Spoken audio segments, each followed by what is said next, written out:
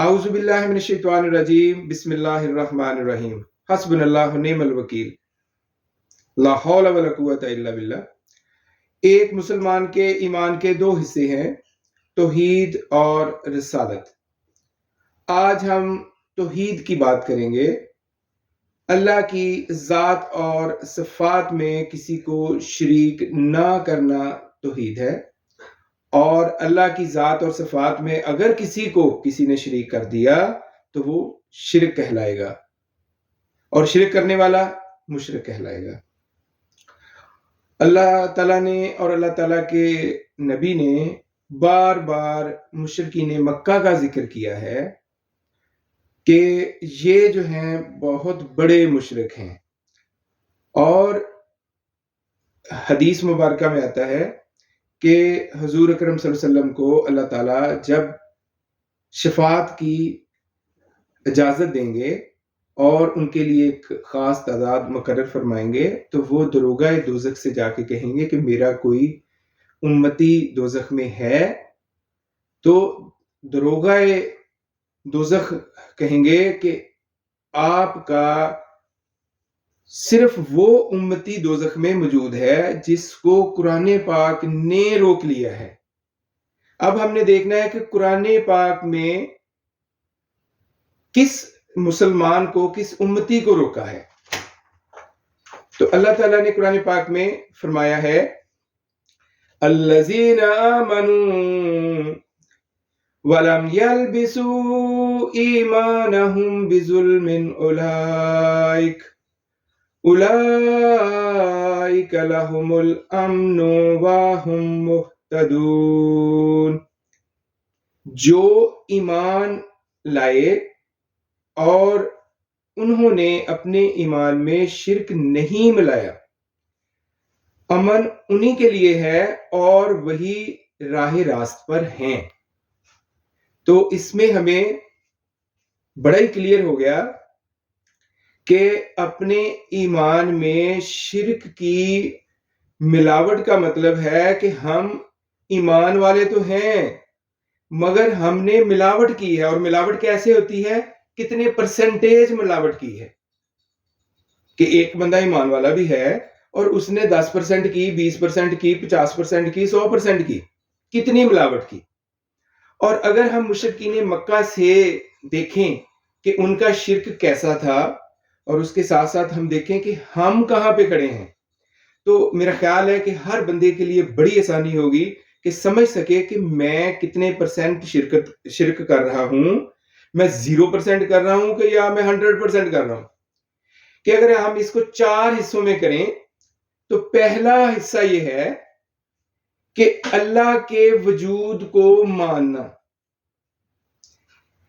اللہ کے وجود کو مشرکین مکہ بھی مانتے تھے اور اللہ کے وجود کو ہم بھی مانتے ہیں، تو مشرکین مکہ اور ہم برابر ہو گئے۔ وہ بھی موحد تھے، اس پہلے حصے میں ہم بھی موحد ہیں۔ اور دوسرا حصہ جو ہے، جیسے کہ اللہ تعالیٰ قرآن پاک میں فرماتا ہے کہ ان سے پوچھو زمین اور آسمان کس نے بنائے، تو یہ فوراً کہہ دیں گے اللہ نے۔ تو پھر تم کہاں بہہ کے پھر رہے ہو؟ کہ اس کا مطلب ہے کہ مشرکین مکہ یہ مانتے تھے کہ زمین اللہ نے بنائی، آسمان اللہ نے بنایا، بڑے بڑے جتنے کام ہیں وہ اللہ نے کیے۔ تو اس کا مطلب دوسرے حصے میں بھی مشرکین مکہ بھی موحد تھے، شرک نہیں کرتے تھے، ہم بھی موحد ہیں، ہم بھی نہیں شرک کرتے تھے۔ اب آ گیا تیسرا حصہ۔ تیسرا حصہ یہ ہے کہ چھوٹے چھوٹے کام، جیسا کہ کسی کو صحت دینا، پیسے دینا، مطلب کہ کسی کی جھولی بھرنا، بگڑی بنانا، مشرکین مکہ سمجھتے تھے کہ اللہ تعالیٰ نے یہ جو اختیارات ہیں، یہ نیک لوگ جو ان کے اس وقت کے نیک لوگ تھے، جن میں لات، منات، عزا، یہ سارے تھے، کہ ان لوگوں کو یہ اتھارٹی دی ہوئی ہے کہ یہ ہمارے سارے کام کر سکتے ہیں۔ اب لات کون تھا؟ لات وہ تھا جو کہ جتنے حاجی آتے تھے حج کرنے، ان کے پورے انتظامات کرنے اور ان کے متعلقہ جو چیزیں تھیں ان کا وہ کام کرتے تھے، اور انتہائی نیک انسان تھے۔ فوت ہونے کے بعد उनसे मदद मांगी जाती थी, उनसे कहना कि मेरी झोली भर दो, मेरे बिगड़ी बना दो, ये काम वो करते थे। तो इसका मतलब कि अगर हम इसको समझें कि ये 50% शिरक वो करते थे, तो अब हमने देखना है कि हम में तो वो चीजें नहीं हैं, और कौन कौन लोग हैं जो हम में वही काम कर रहे हैं जो मुशरिकीन मक्का करते थे। तो आप अपनी, ये कुछ मैं आपको दिखा रहा हूं, ये वीडियोस आप देखें और समझें कि मुशरिकीन मक्का के 50% शिरक में और इन लोगों के 50% शिरक में कोई फर्क नहीं, ये दोनों एक जैसे मुशरिक हैं। अगर तुम न करोगे तो करम कौन करेगा, और झोलियां हम सब की आपके सिवा कौन भरेगा। हमारी झोली भर दीजिए, झोली को मेरी भर दो, वरना कहेगी दुनिया ऐसे सखी का मंगता फिरता है मारा मारा। मेरी लाज रख लो या गौस, मैं मुरीद हूँ तुम्हारा, मैं मुरीद हूँ तुम्हारा। गौस पाक, आपने अपने दर पर आने वालों को सबको नवाजा। ये दूर दूर से आपके फकीर, आपके मुरीद, आपसे मोहब्बत करने वाले आए हैं। आज आपके उर्स की रात है, किसे खाली ना लौटाइए, सबकी झोलियां भर दीजिए। माँ हमा मोहताज तो हाजत रवा, माँ हमा मोहताज तो हाजत रवा। अलमदद या गौसे आजम सैयदा, मुश्किलाते बेअदद दारे माँ, अलमदद या गौसे आजम। मेरा बिगड़ा संवार दो, मेरे बिगड़ा वक्त संवार दो, मेरे ख्वाजा मुझको नवाज दो, मेरे ख्वाजा मुझको नवाज दो। तेरी एक निगाह की बात है, तेरी एक निगाह की बात है, मेरी जिंदगी का सवाल है, मेरी जिंदगी का सवाल। अब हम देखेंगे कि जो आखिरी चौथा हिस्सा है वो जो है वो किस किस्म का शिरक है। चौथे हिस्से में बुत बना के लात, मनात, उज्जा, हजरत इब्राहिम, हजरत इस्माइल और नेक लोगों के, उन्हें 360 बुत बना के खाना काबा में रखे हुए थे। और ये वही थे कि जिन्होंने तीसरे हिस्से में छोटी छोटे कामों में मदद मांगी थी, उनकी आने वाली नस्लों ने बुत बना के अपने सामने रख लिए।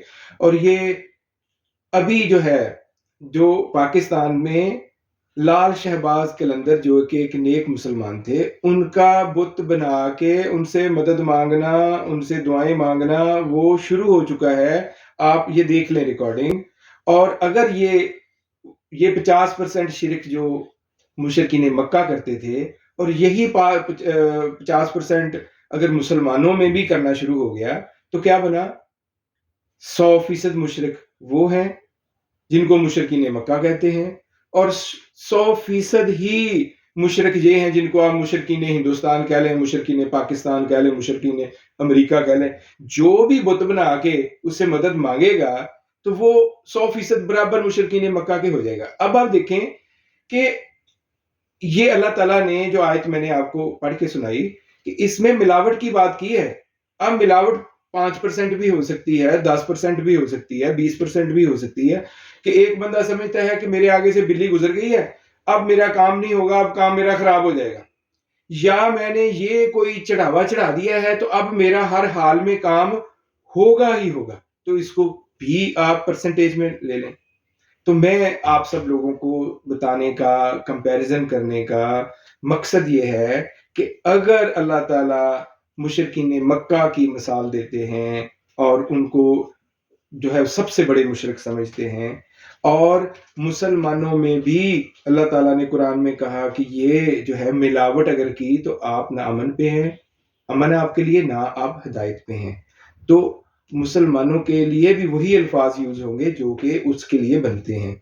और नबी पाक को जो दरोगा दोज़ख है, उन्होंने कहा कि आपके उस उम्मती को जो रोका हुआ है उसको नहीं छोड़ेंगे जिसको कुरान ने रोक लिया।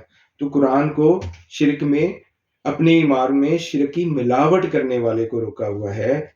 या वो 100% वाला लगा लें, 50 लगा लें, 10 लगा लें, आपकी मर्जी है, आप खुद कंपैरिजन करें और आप शिरक से खुद भी रुकें और अपने दोस्तों को भी बताएं, समझाएं और उनको रोकें। अल्लाह ताला आपका हामी व नासर हो। फी अमान अल्लाह।